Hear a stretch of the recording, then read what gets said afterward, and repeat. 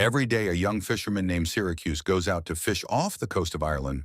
One day, he discovers a young woman in his nets. He helps her, and when she regains consciousness, he is relieved to see that she appears uninjured. However, she behaves strangely and refuses to visit the hospital. She also cannot recall her name, which Syracuse puts to forgetfulness. He takes her to his late mother's house, serves her sandwiches, and invites her to remain for a bit. He needs to visit his daughter. Annie lives with his ex-wife, Maura, and today he needs to take her to dialysis. While the process is underway, he tells Annie a story about a fisherman who caught a woman in the water. Annie explains that it was probably a selkie, a species she heard about at school. They occasionally come ashore before being summoned back to sea. After the treatment, Syracuse returns Annie to her mother, who is anxious to show her the new motorized wheelchair she received. Annie proudly shows her father the chair, but her mother instantly blames him for failing to consult with a doctor regarding a new kidney for their daughter.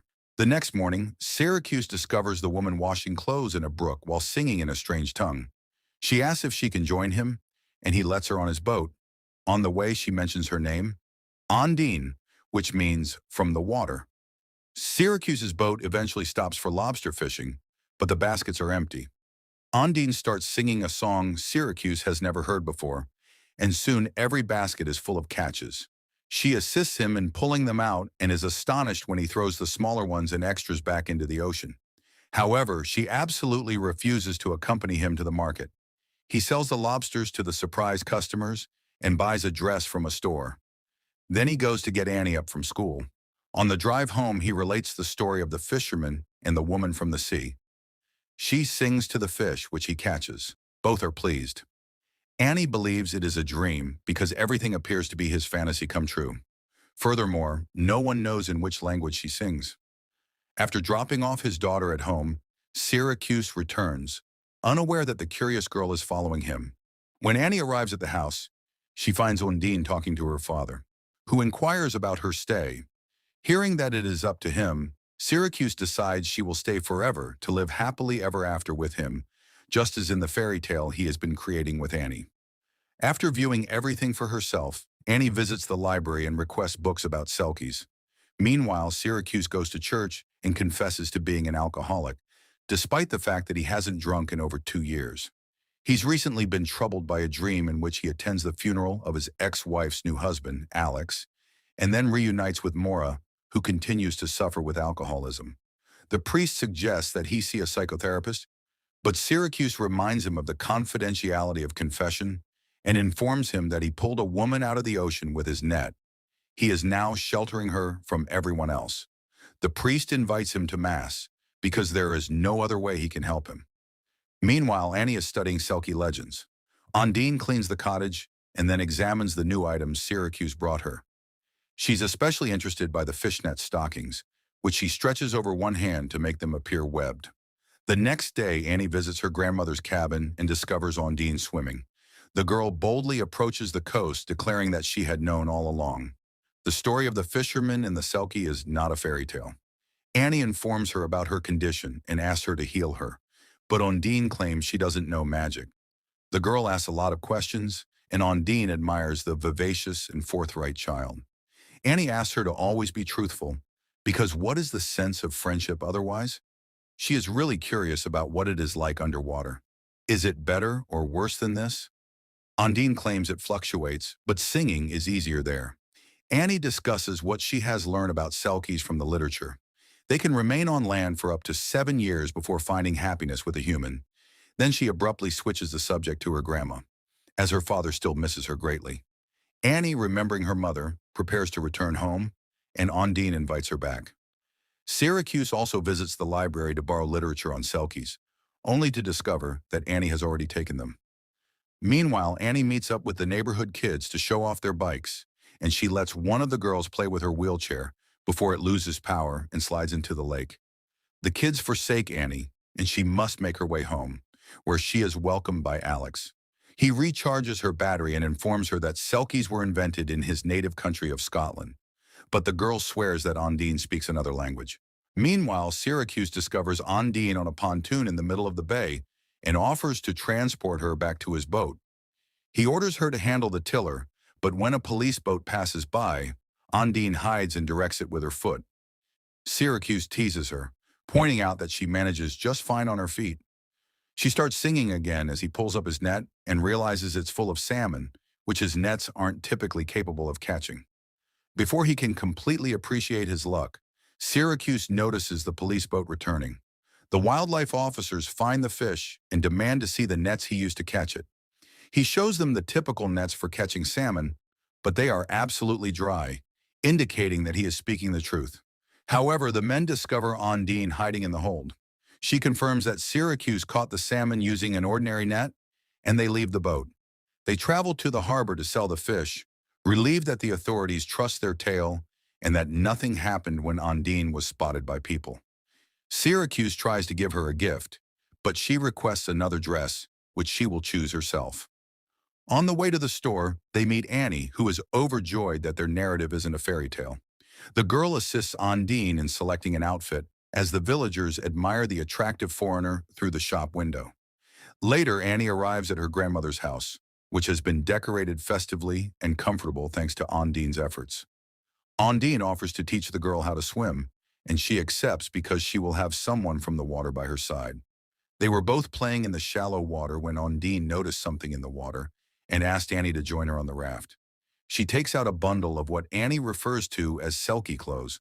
According to mythology, if she buries it in the ground, she will be permitted to stay on land for 7 years, assuming her sea spouse does not come for her. After listening to Annie, Ondine buries the discovery in the greenhouse, and Annie counts the steps to remember the exact location. Later, she informs her father about it and encourages him to keep an eye out for strangers. Meanwhile, they all travel to the local festival by boat, where Ondine refutes Annie's assertion that she can grant wishes because she is not a selkie. Annie, upset, pretends her wheelchair brakes have failed and falls off the pier, trying to test the veracity of her claims. Ondine dives in to help her, pulling her to the surface. Syracuse transports Annie home and hands her over to Maura and Alex. Later, Ondine informs Syracuse that the wheelchair's brakes function properly and that Annie was trying her capacity to breathe underwater. He admits that he used to drink heavily, but one day he returned from a trip to discover Annie's mother lying next to their unconscious child. They saved the girl, and he determined that one of them had to be sober at all times.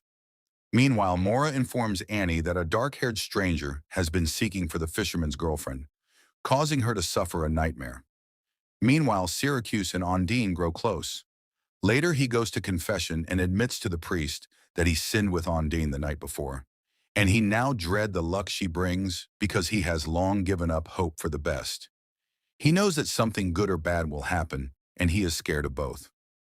Following the conversation, the fisherman comes outside and is accosted by an unidentified individual who begins asking questions about Ondine. Syracuse ignores him and walks away. That day, he brings Annie to dialysis as normal, but when they return home, nobody is there. Maura and Alex have been drinking at a neighboring tavern. Syracuse transports the girl there. When he finally gets home, he discovers that the doors have been broken into and Ondine is missing.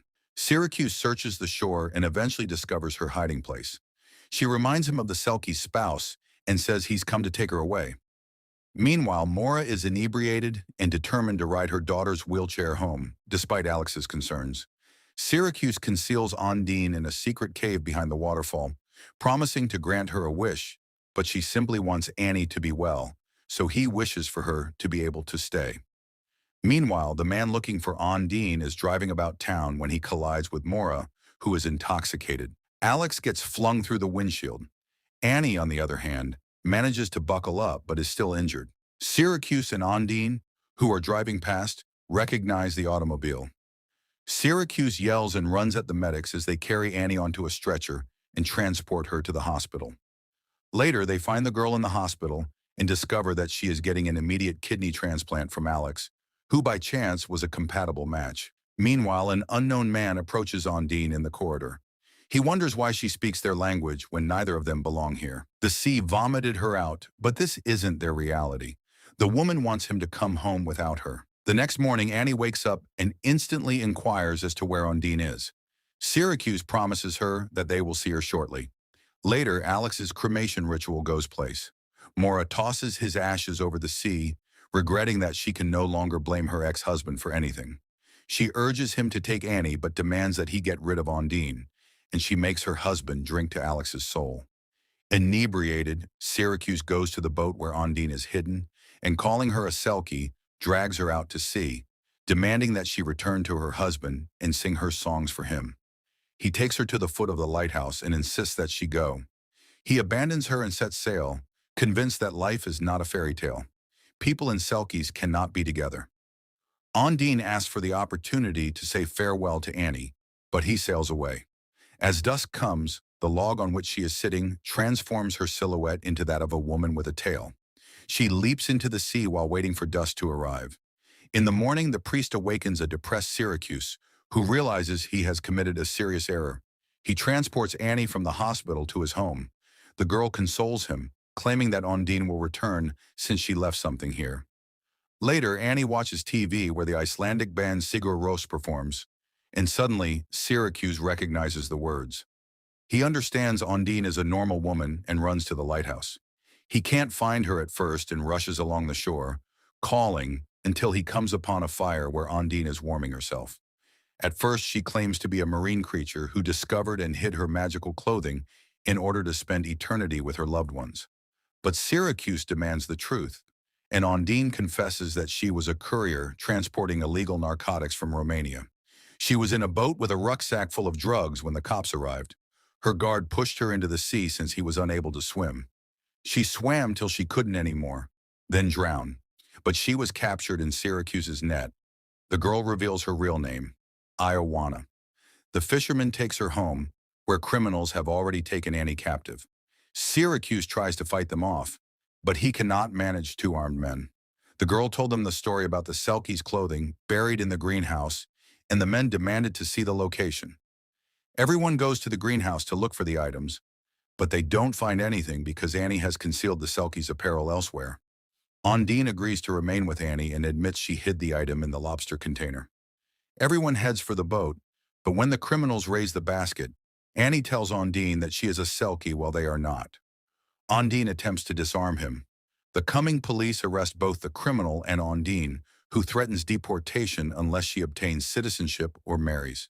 Later, Annie goes to confession and claims that her father is getting married shortly, despite the fact that she is not a true Selkie. But you can't marry a seal, right? In the final scenes, a girl in a white dress and a fisherman in a suit set sail on their boat for a honeymoon, bringing to reality a fairy tale of human and Selkie happiness. That's the end of the movie. Please leave a like and subscribe for more videos like this. Thank you for watching.